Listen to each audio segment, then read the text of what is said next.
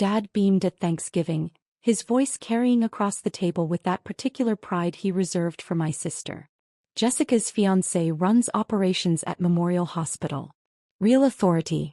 Brad manages a $40 million budget. Mom nodded enthusiastically, passing the mashed potatoes. Such a stable career. Benefits, retirement plan, the whole package. She glanced at me, her smile dimming. Rachel, when will you get a stable job? You can't do residencies forever. I cut my turkey carefully, keeping my eyes on my plate. I'm happy with my work. Work? Dad scoffed. You're 34 years old, still doing 80-hour weeks for resident pay. Your sister's getting married to a hospital executive. Don't you want stability? Jessica reached across the table and squeezed Brad's hand. He was nice enough, polished, confident, the kind of guy who wore expensive watches and talked about operational efficiency at dinner parties. He'd been with Memorial for 6 months, hired from a consulting firm to streamline hospital operations. Brad's already making changes, Jessica said. He's implementing new protocols, cutting unnecessary spending. The CEO loves him. Brad smiled modestly. Just doing my job. Healthcare administration is all about finding efficiencies without compromising patient care. That's exactly the kind of strategic thinking Rachel needs to learn, Dad said, pointing his fork at me. Instead of just doing medical stuff, you need to think bigger picture. I took a sip of water. I'll keep that in mind. I'm serious, Rachel. You're smart enough. Why not go into administration? Brad could probably help you get your foot in the door. Right, Brad? Brad shifted uncomfortably. Well, administration requires a different skill set. Business acumen, financial management. Rachel has a medical degree, Mom interrupted. Surely that counts for something. Of course, Brad said quickly.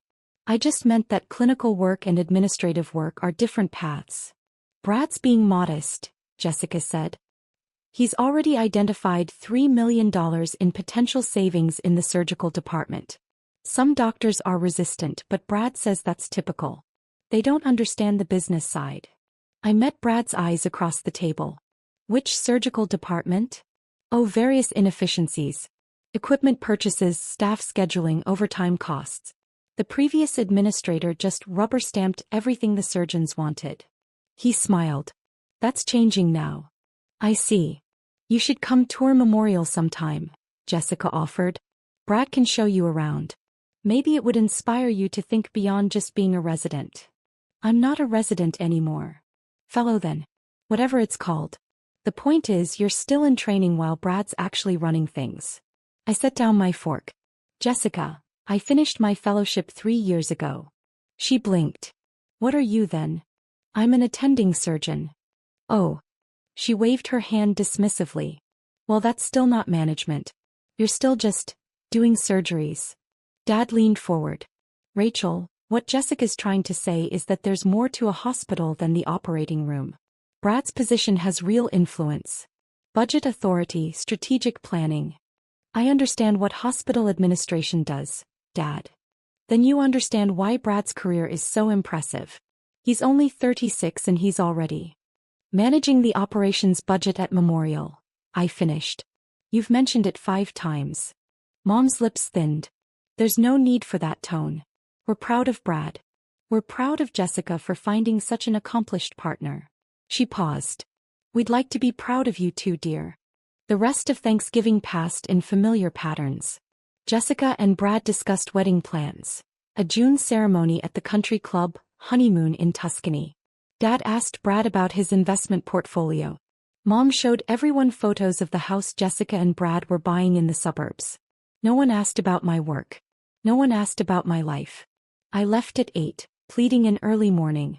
In my car, I sat for a moment before starting the engine, looking at the warm lights of my parents' house. They had no idea who I was. And I'd stopped trying to tell them. I drove to my condo in the city, changed into comfortable clothes and reviewed patient charts for Monday's surgeries. 3 complex cases. A coronary bypass, a valve replacement and a tumor resection that would take most of the day. My phone buzzed. A text from Dr. Patricia Okonkwo, our chief medical officer. Budget meeting moved to December 4th, 9 a.m. All department heads required. Be prepared to defend your equipment requests. I typed back, "See you there." December arrived cold and gray. Memorial Hospital rose 12 stories above the city, a teaching hospital affiliated with the state university. I'd trained here, completed my general surgery residency and cardiothoracic fellowship here, and been recruited back as an attending 3 years ago. 2 years ago I'd been named chief of surgery. It wasn't something I advertised. The title came with administrative headaches I didn't particularly enjoy. Budget meetings, personnel issues, strategic planning sessions. But it also came with the authority to protect my department, to fight for my surgeons, to ensure we had the resources we needed to save lives. My family knew I worked at Memorial. They knew I was a surgeon. They'd never asked my specific role and I'd never volunteered it. Why would I? They'd already decided I was less successful than my sister. Facts wouldn't change that narrative. December 4th began at 5:30 a.m. with a trauma case.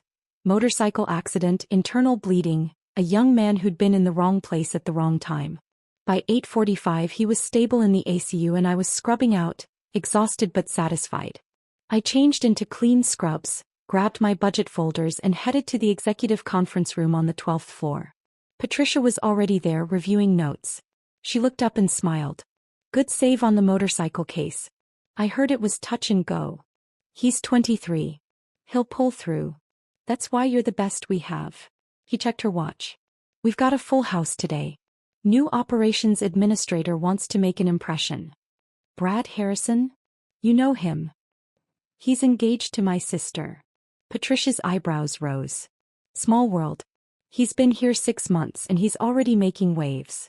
Lots of ideas about efficiency and cost cutting. I've heard. Well, prepare yourself. He's got some strong opinions about surgical department spending." The conference room filled up. Department heads, division chiefs, the CFO, the CEO. And Brad, sitting near the head of the table in an expensive suit, reviewing spreadsheets on his laptop. He didn't look up when I entered. Why would he? As far as he knew, I was just another overworked surgeon somewhere in this building. We'd never discussed specifics at Thanksgiving. I took my seat at the table. Patricia sat at the head with the CEO, Dr. James Morrison, beside her. "All right, everyone," Patricia began. "Let's get started.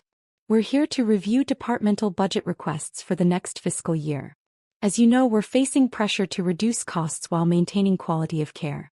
Brad Harrison, our Director of Operations, will be presenting his analysis." Brad stood, clicking to his first slide. "Thank you, Dr. Okonkwo.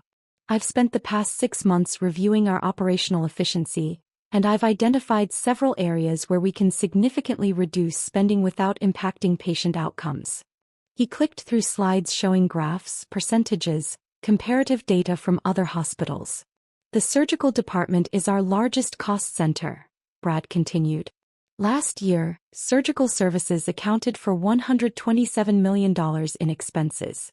My analysis suggests we can reduce that by 15 to 20% through better scheduling, reduced equipment purchases and streamlined staffing." I listened, taking notes. Some of his suggestions were reasonable.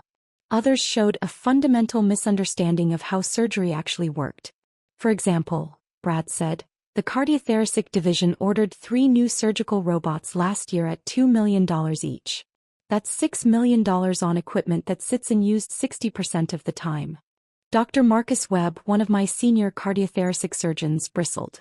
"Those robots are essential for minimally invasive procedures, which represent only 40% of your surgical volume," Brad interrupted smoothly. "I'm suggesting we don't need 3. 2 would suffice, saving $2 million. And when all 3 are needed simultaneously?" Marcus asked. "When we have multiple emergent cases? You schedule more efficiently. You don't have 3 emergent robot-assisted cases simultaneously if you're properly managing your time. You can't schedule emergencies," Marcus said flatly. Brad smiled. "You can schedule elective procedures to ensure capacity for emergencies.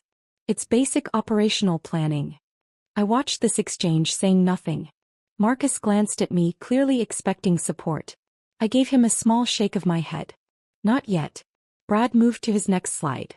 "Additionally, the surgical department has excessive overtime costs. Last year we paid $4.2 million in overtime to surgical staff. By hiring 2 additional scheduling coordinators at $120,000 total, we could eliminate most of that overtime, netting $4 million in savings. Dr. Sarah Chin, Chief of General Surgery, spoke up. The overtime exists because surgeries run long. Because complications arise. Because we can't just abandon a patient mid-procedure because we've hit our scheduled time. Of course not, Brad agreed. But better preoperative planning could reduce procedure times. Better coordination could prevent scheduling conflicts. These are solvable problems. Have you ever observed a surgery? Sarah asked. Brad paused. I've reviewed surgical records and timing data extensively. That's not what I asked. I don't need to perform surgery to understand operational efficiency, Dr. Chen. The tension in the room was thick. Patricia intervened. Let's table this for now. Brad, what else do you have? He clicked to another slide. Supply costs. The surgical department spends $18 million annually on supplies. Sutures, instruments, disposables. I've negotiated with alternate vendors who can provide equivalent products at 25% lower cost, saving $4.5 million. Equivalent how? I asked quietly. Brad looked at me for the first time. Really looked at me. I saw the moment of recognition. His face went still, his eyes widened slightly. I'm sorry, he said. You said equivalent products. Equivalent in what way? Same quality, same performance, same patient outcomes. He recovered quickly. Yes, all of the above. These vendors supply to comparable hospitals. Which hospitals? Regional Medical Center, St. Catherine's University Hospital. None of which are level 1 trauma centers. None of which have our surgical volume or complexity. Kept my voice even. Cheaper supplies are fine for routine procedures. They're inadequate for the complex cases that come through our doors. Brad's jaw tightened. With respect, Dr. Rachel Chen. I watched him process this. Like Sarah Chen, but that was a different person. He didn't make the connection yet. With respect, Dr. Chen, I've done extensive research. These products meet all FDA requirements. So do a lot of products I wouldn't use on my patients. Meeting minimum requirements isn't the same as meeting our standards. Patricia stepped in again. Rachel raises a good point. Brad, can you provide data on patient outcomes at hospitals using these vendors? I can compile that, yes. Please do. Before we make any supply chain changes, we need outcome data. She glanced at her notes. What else? Brad moved through several more proposals. Reducing or staff, consolidating surgical specialties, cutting the budget for continuing medical education. With each suggestion, I saw my surgeons getting more agitated. Marcus looked like he wanted to throw something. Sarah was taking furious notes. The other department heads were equally frustrated. Finally, Brad reached his last slide. In summary, I'm recommending $23 million in cuts to the surgical department budget. This represents an 18% reduction while maintaining current surgical volumes and outcomes. Based on what evidence? I asked. Brad turned to me, and I could see irritation flickering beneath his professional composure. Based on 6 months of detailed analysis, Dr. Chen. Based on comparative data from peer institutions. Based on industry best practices. Based on spreadsheets, I said. Not on surgical realities. I understand that change is difficult. This isn't about change being difficult. It's about proposed changes being dangerous. The room went quiet. Dangerous. Brad repeated. That's a strong word. It's the accurate word. Cutting our surgical robots from 3 to 2 means longer wait times for minimally invasive procedures. That means patients spending more days in pain, more time off work, more risk of complications. Switching to cheaper supplies means higher infection risks, longer procedure times, worse outcomes. Eliminating or staff means surgeons working exhausted, which means mistakes. I met his eyes. You're not cutting costs. You're cutting quality and safety. Brad's face flushed. I've been hired to improve operational efficiency. Then improve it. But not at the expense of patient care. Dr. Chen, I appreciate your passion, but this is above your purview. These are institutional decisions. About my department. He blinked. Your department? Patricia cleared her throat. Brad, I don't think you've been formally introduced. Dr. Rachel Chin is our chief of surgery. The surgical department falls under her authority. I watched the color drain from Brad's face. Watched him glance at his spreadsheet, where my name was indeed listed at the top. Chief of surgery, department head. I didn't realize. He looked at me, then at Patricia, then back at me. You're the department head. For the past 2 years. But you're so young. Yes, I've heard that before. I was appointed at 32, youngest chief in Memorial's history. I smiled slightly. It's in my bio on the hospital website. Did you review the organizational chart before today? His silence was answer enough. Brad, Patricia said gently, part of effective administration is understanding who you're working with. Rachel is not only our chief of surgery but also one of the most accomplished cardiothoracic surgeons in the region. She's published 73 papers, holds 4 patents on surgical techniques, and has a patient survival rate that's among the highest in the country. Brad looked like he wanted the floor to open up and swallow him. I apologize. I should have. I didn't. It's fine, I said, though it wasn't. Let's focus on the budget. Patricia, I have the surgical department's requests here. I'd like to walk through them. For the next hour I presented our budget needs. New equipment purchases justified with outcome data. Staffing requests, backed by surgical volume projections. Supply costs with detailed explanations of why we use specific vendors. Brad said nothing. He sat there, growing paler, occasionally checking his phone. Finally, Patricia called for a break. 15 minutes, everyone. Let's reconvene and start working toward compromise. The room emptied. Brad stood quickly, moving toward the door, but I intercepted him. Brad. A word. He stopped, turning slowly. Up close, I could see sweat on his forehead despite the cool conference room. I know this is awkward, I said quietly. Finding out I'm the department head you've been proposing to cut. Rachel, I had no idea. I know. That's part of the problem. You've spent 6 months analyzing the surgical department without ever talking to the person who runs it. I talked to other surgeons. Did you? Or did you pull data from spreadsheets and make assumptions? He ran a hand through his hair. Jessica never said you were a chief of surgery. Jessica doesn't know. How does she not know? Because she never asked. Neither did my parents. You all assumed I was still a trainee, still figuring things out. I stopped correcting you. But your job, it's a huge accomplishment. Why wouldn't you tell people? Why would I? So my dad could compare my salary to yours? So my mom could ask when I'm getting married instead of focusing on my career? So Jessica could feel threatened. I shook my head. It was easier to let you all believe what you wanted to believe. Brad leaned against the wall. I've made a complete ass of myself. Yes. The wedding's in 6 months. Jessica's going too. He stopped. Does she have to know about this? About you proposing to gut my department? Or about me being your boss's boss? Either. Both.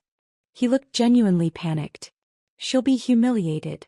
She spent Thanksgiving bragging about my authority while you sat there knowing you outrank me. I don't outrank you. We have different roles. Rachel, you control my entire budget. You determine what programs get funded. You could make my job impossible if you wanted to. I'm not interested in making your job impossible, Brad. I'm interested in protecting my patients and my surgeons. He was quiet for a moment. The equipment cuts. The supply changes.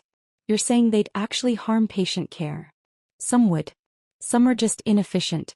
Some show you don't understand the surgical environment. I softened my tone slightly. Look, I'm not opposed to efficiency. I'm not opposed to cost savings. But you can't make these decisions in a vacuum. You need to work with the people who actually do the work.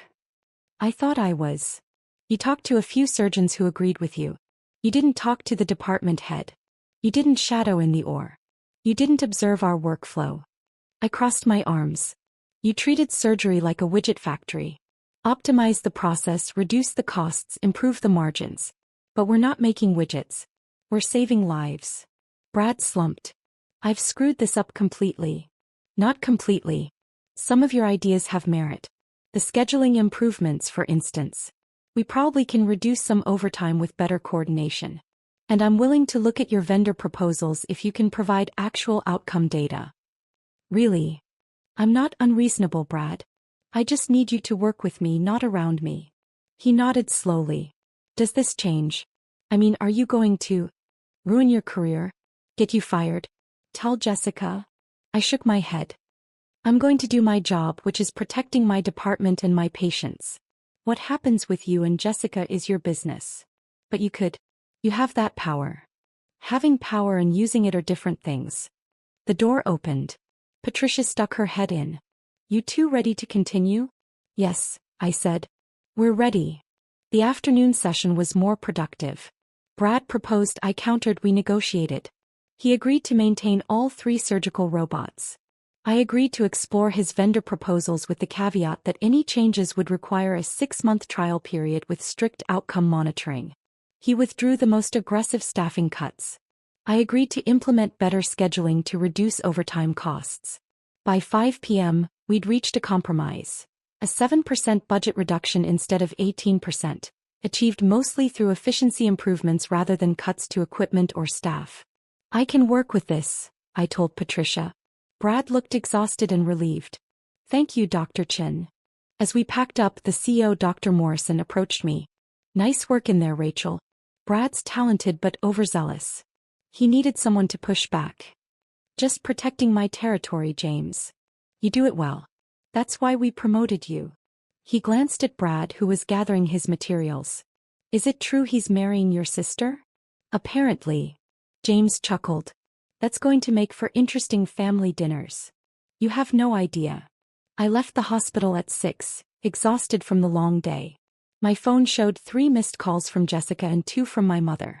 I ignored them and drove home. But Jessica was persistent. At 8 p.m. she called again and I answered. Rachel, thank God. I've been trying to reach you all day. I was working. What's up? Brad called me after work. He sounded really upset. She paused. He said you're the chief of surgery at Memorial. I am. Silence. Then, since when? 2 years. 2 years? Rachel, why didn't you tell us? You never asked. Don't give me that. This is a huge deal. You run the whole surgical department. Yes.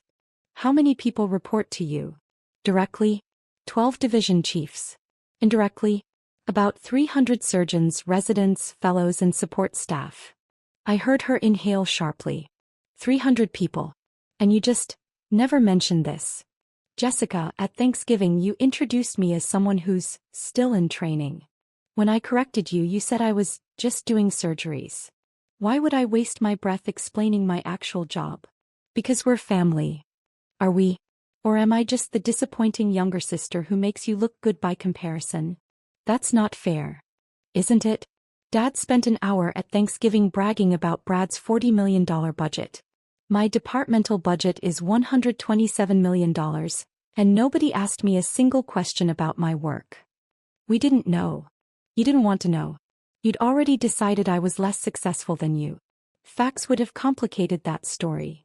Jessica was quiet for a long moment. Brad says you control his budget. I control the surgical department budget. His operational budget is separate, but yes, I have input on resource allocation. He's terrified you're going to sabotage his career because of me. Why would I do that? Because we've all been. She struggled for words. Rachel, I'm sorry. We've been terrible to you. Yes. Brad told me what he proposed. The cuts, the equipment reductions. He said you shut him down in front of everyone. I protected my department. That's my job. He feels humiliated. He should have done his homework. If he'd bothered to learn who ran the department he was proposing to cut, he wouldn't have embarrassed himself. You could have told him at Thanksgiving. Why? So he could treat me differently? So you could brag about having a chief of surgery in the family instead of a failure. I laughed bitterly. Jessica, I'm not a trophy. I'm not here to make you look good. I never said you were. You introduced me as between jobs to Brad's colleagues. You suggested I get a real job in administration. You've spent my entire adult life treating my career like it's less important than yours. I didn't know. You didn't ask. Silence. Then quietly, you're right.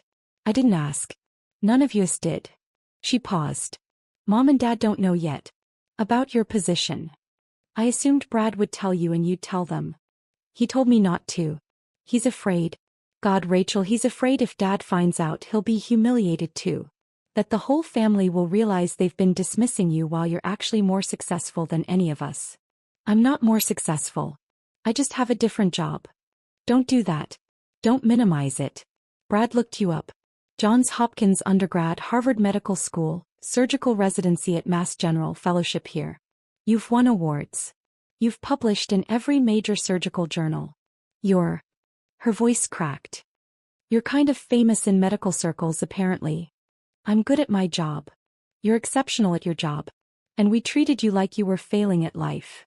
I sat down on my couch, suddenly very tired. Jessica, what do you want from me? I don't know. Forgiveness. Understanding. For you not to ruin Brad's career because our family's been horrible to you. I'm not going to ruin Brad's career.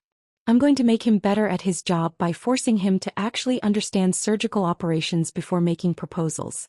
That's good for him and good for my department. He's scared of you now. Good. Maybe he'll do his research next time. Rachel. Jessica, I've had a very long day. I performed an emergency surgery at 6 a.m., spent 5 hours in a budget meeting fighting to protect my department's resources, and I'm exhausted. I don't have the energy for this conversation. When can we talk? Really talk? I don't know. Maybe never. Maybe I'm done trying to make you see me. Please don't say that. Why not? It's true. I spent years trying to get you, Mom and Dad, to understand what I do, to care about my work, to see me as something other than the disappointing one. And it never worked. So I stopped trying. And honestly, my life got better. Because you have other people who appreciate you. Yes. Colleagues who value my expertise. Patients who trust me with their lives. Residents who look up to me. I don't need my family's approval anymore. But you want it. The words hit harder than I expected. Maybe I did. Once. And now. Now I'm too tired to care. I hung up before she could respond. The next day at work was busy. 3 scheduled surgeries and a consult on a complex trauma case. I didn't think about Brad or Jessica or the budget meeting until Patricia stopped by my office at 4 p.m. Brad submitted his revised proposal, she said, handing me a folder. It incorporates all your feedback. Very thorough. I flipped through it. He'd done his homework this time. Outcome data from the proposed vendors, detailed scheduling analyses, realistic timelines for implementation. This is good work, I admitted. He's terrified of you, you know. So I've heard. Patricia sat across from my desk. He came to my office this morning and asked if he should resign. What did you tell him? That he's good at his job when he remembers that hospitals aren't factories. That he made mistakes but he's learning from them. And that you're not interested in destroying him, you're interested in patient care. All true.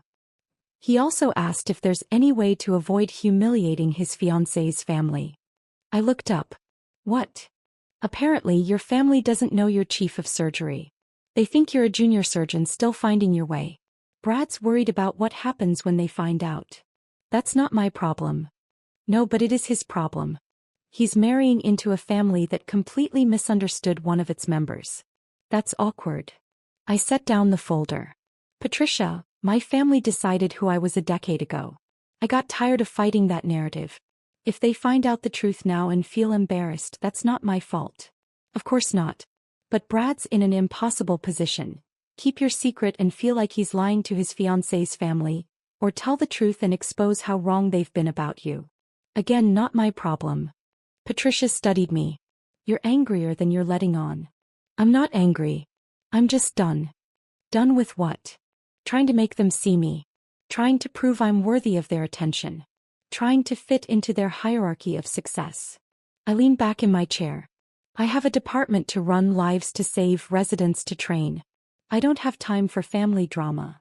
Rachel, you're one of the most brilliant surgeons I've ever worked with. But you're also human. It's okay to be hurt that your family didn't see you. Noted. She smiled sadly.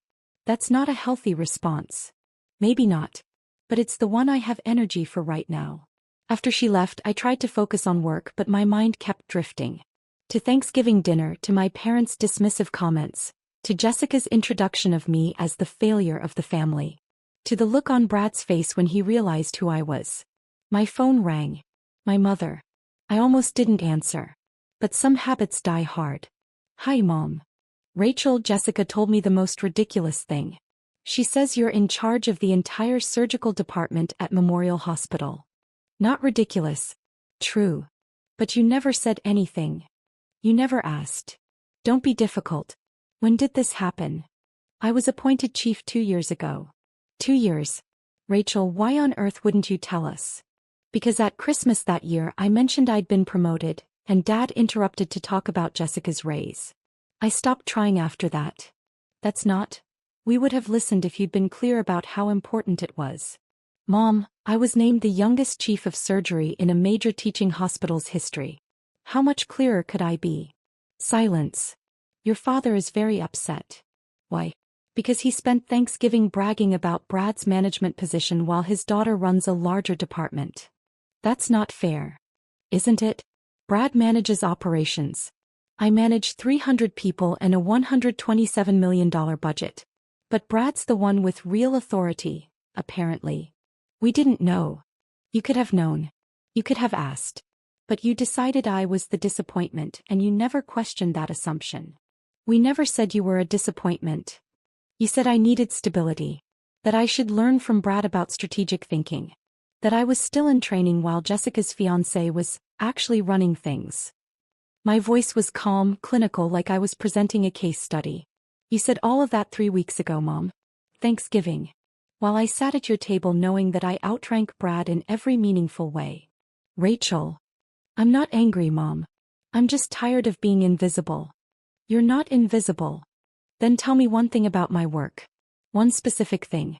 Not you're a surgeon, or you work at a hospital. One actual detail about what I do. Silence. That's what I thought. This isn't fair. You're putting me on the spot. I'm asking you to know your daughter. That shouldn't require putting you on the spot. I heard my father's voice in the background. Mom muffled the phone, then came back. Your father wants to talk to you. I don't want to talk to Dad right now. Rachel, please. I hung up.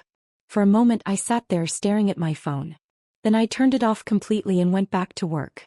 The next week was a blur of surgeries and meetings. Brad avoided me, communicating only through emails that were meticulously professional. Jessica texted twice asking to meet for coffee. I didn't respond. On December 11th, Patricia called me into her office. We need to talk about the gala. Memorial Hospital's annual fundraising gala was a major event. 500 guests, major donors, community leaders, board members. As chief of surgery, I was expected to attend and schmooze with potential donors. What about it? I asked. It's this Saturday. You're presenting the Surgical Excellence Award to Dr. Marcus Webb. I know. Your family RSVP'd. 4 tickets, your parents, Jessica and Brad. I closed my eyes. Of course they did. I'm assuming they don't know you're presenting? They don't know I attend these events, period. Rachel, this is going to be very public. You'll be on stage. Your bio will be in the program. There's no hiding who you are. I'm not trying to hide. I just haven't advertised. Well, you're about to advertise in front of 500 people, including your entire family. She paused. Are you prepared for that? I'm prepared to present an award to a deserving colleague. What my family does with that information is their problem. Saturday arrived cold and clear. The gala was held in the hospital's grand ballroom, a space usually reserved for board meetings but transformed for the occasion with round tables, elegant centerpieces, and a stage with professional lighting. I arrived at 6, an hour before the event started, to review my remarks and check the technical setup. My dress was simple but elegant. Black, professional, with the kind of understated jewelry that signaled competence rather than flash. Patricia found me backstage. You look terrified. I hate public speaking. You speak at medical conferences all the time. That's different.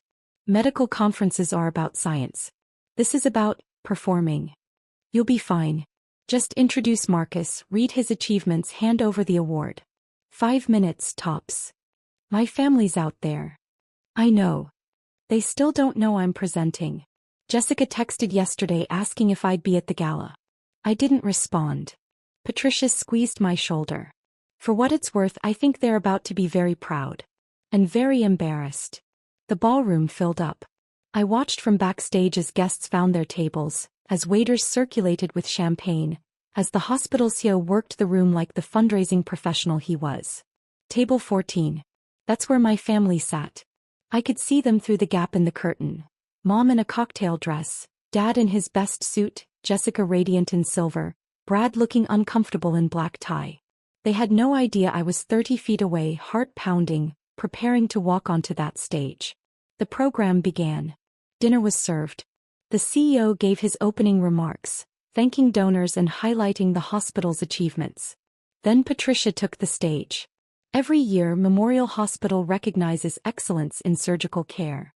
This year's recipient has performed over 800 successful cardiac surgeries, published groundbreaking research in minimally invasive techniques, and trained 2 generations of residents. Please join me in welcoming our Chief of Surgery, Dr. Rachel Chin, to present this year's Surgical Excellence Award. I walked onto the stage. The spotlight was bright. The applause was loud. And at table 14 I watched my family's faces transform. Dad's mouth fell open. Mom's hand went to her chest. Jessica looked like she'd been struck. Brad just closed his eyes, probably praying for the ground to swallow him. I stepped to the podium, adjusted the microphone and began. Good evening. I'm Dr. Rachel Chin, Chief of Surgery here at Memorial Hospital. It's my privilege tonight to recognize a colleague who embodies everything we strive for in surgical excellence: technical skill, compassionate care, and dedication to teaching the next generation. My voice was steady, professional. I didn't look at table 14. Dr. Marcus Webb joined Memorial's cardiothoracic division 15 years ago. In that time, he's performed over 1,200 successful surgeries, developed 3 innovative surgical techniques that are now used worldwide, and mentored 47 residents and fellows. I went through Marcus's achievements, his research, his patient outcomes. I told the story of a particularly complex case he'd saved last year. A 72-year-old woman with multiple comorbidities who, by all conventional wisdom, shouldn't have survived. But Dr. Webb doesn't accept conventional wisdom. He saw a patient who deserved a chance and he gave her that chance. She walked her granddaughter down the aisle 3 months ago. The audience was rapt. This was what I loved about medicine. The stories, the lives saved, the moments of grace in the midst of crisis. Dr. Webb represents the best of what we do here. He makes us all better surgeons, better physicians, better people. It's my honor to present him with this year's Surgical Excellence Award. Marcus joined me on stage. We shook hands. I handed him the Crystal Award. He gave a short speech thanking his team, his family, the hospital. And then I walked off stage, my part done. Backstage, I leaned against the wall, adrenaline flooding my system. Patricia appeared. That was perfect. I think I'm going to throw up. You're not going to throw up. You're going to go out there, thank donors, and represent this department with the same excellence you just showed on stage. Pie family. We'll have to deal with reality. Come on. She steered me back into the ballroom. Immediately, donors surrounded me, wanting to discuss surgical programs, ask about research, share stories of family members I'd treated. I fell into the familiar rhythm of fundraising. Smile, listen, thank them for their support, explain the impact of their donations. This was part of the job and I was good at it. But I was acutely aware of table 14. Of my family sitting there, frozen as they watched me work the room. Finally, inevitably, I ended up at their table. Mom. Dad. Jessica. Brad. My mother stood up and hugged me fiercely. Rachel, we had no idea. I know. Dad was shaking his head. Chief of Surgery. You're the Chief of Surgery. For 2 years now. Jessica looked shell-shocked. You were on stage. Everyone knows you. That donor you were just talking to, he called you one of the best surgeons in the country. Dr. Morrison is generous with his praise. Brad stood awkwardly. Dr. Chin, Brad, you're off the clock. Rachel, is fine. I should have. At the budget meeting I should have. You should have done your research. You did eventually. We're fine. An older woman approached our table. Dr. Chin, I wanted to thank you again for taking care of my husband. The triple bypass you performed last month, he's doing wonderfully. I'm so glad, Mrs. Patterson. He was a model patient. You saved his life. I can never thank you enough. She squeezed my hand and moved on. My mother was crying. Rachel, all these people, they all know you. I work here, Mom. These are donors, colleagues, patients' families. But you're important. Really important. I'm a surgeon. I do my job. Dad finally found his voice. The program says you have 73 publications. Is that true? 75 now. 2 more came out this month. And you're only 34. Yes. Jessica's voice was small. Why didn't you tell us? I looked at my sister, really looked at her. She wasn't angry or defensive. She looked lost. Would you have heard me if I'd tried? I don't know, she said honestly. Probably not. Then there's your answer.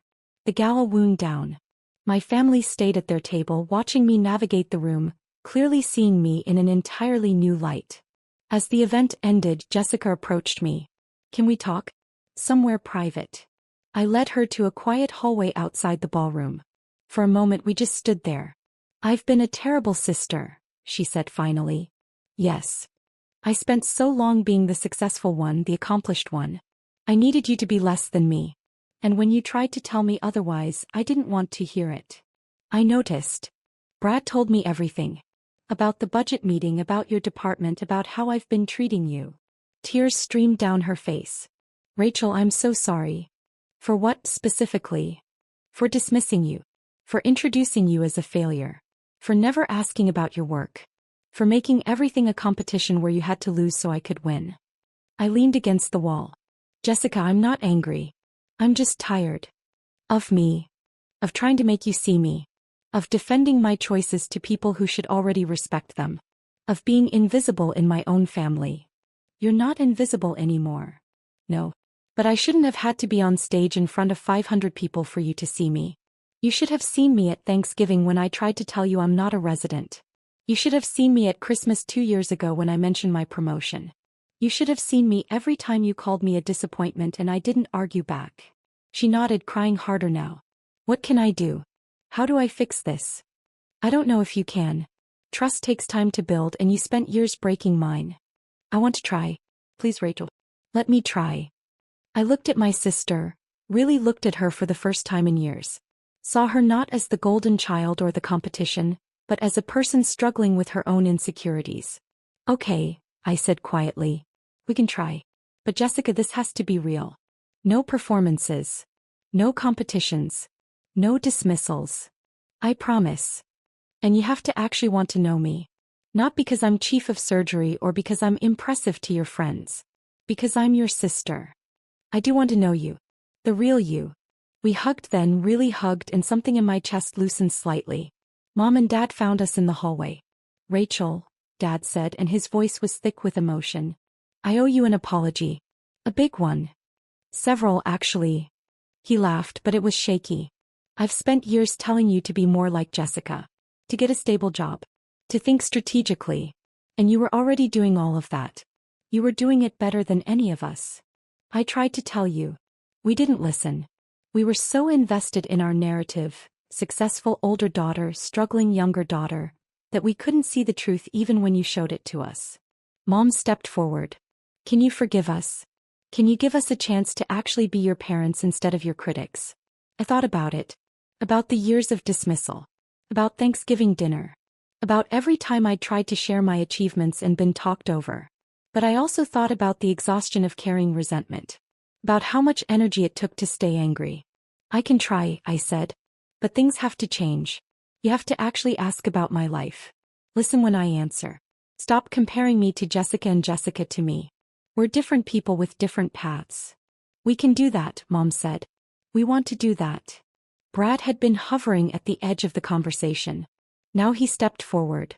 Dr. Chin, Rachel, I want to apologize too. For proposing those budget cuts without understanding your department. For assuming I knew better than you. For being arrogant and underprepared. Apology accepted. But Brad, you're not a bad administrator. You're just young in this role.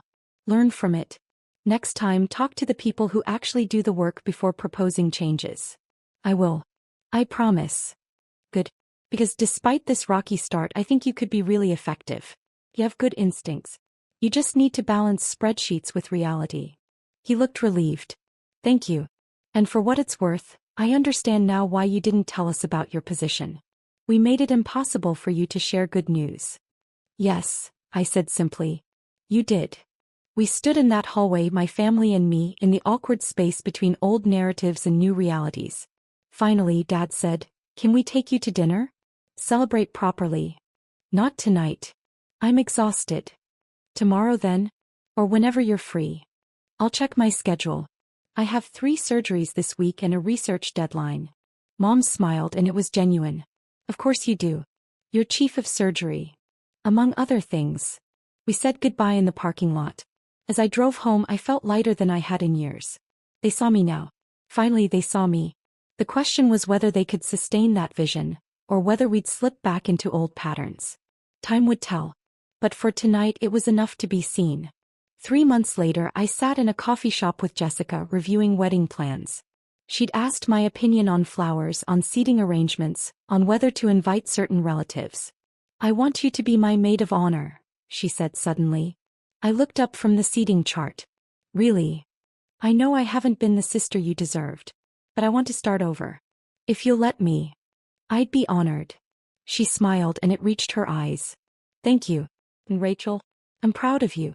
Not because you're chief of surgery, but because you're you. Because you kept building your career even when we didn't see it. Because you're brilliant and compassionate, and you save lives every day." "Thank you. I mean it.